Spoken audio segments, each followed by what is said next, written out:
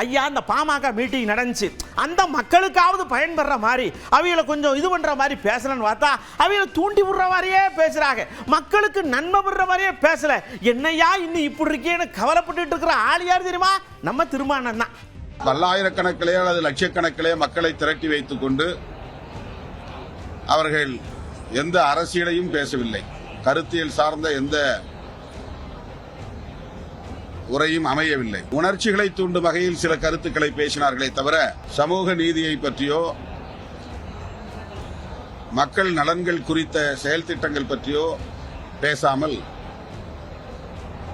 விடுதலை சிறுத்தைகளை சீண்டும் வகையில் பேசியது ஒரு ஏமாற்றத்தை தான் அந்த தொண்டர்களுக்கு தந்திருக்கும். அடங்கமறு அத்துமீறு என்பது ஒரு குறிப்பிட்ட சாதிக்கான முழக்கம் அல்ல,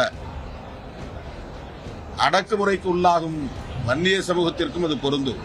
உலகத்தில் எந்த மூலையில் யார் ஒடுக்கப்பட்டாலும் ஒடுக்கப்படுகிற மக்கள் அஞ்சி ஒதுங்கிவிடக்கூடாது, முடங்கிவிடக்கூடாது, போர்க்குணத்தோடு வெகுண்டிட வேண்டும் என்று சொல்லுகிற ஒரு அரசியல் முழக்கம் அது.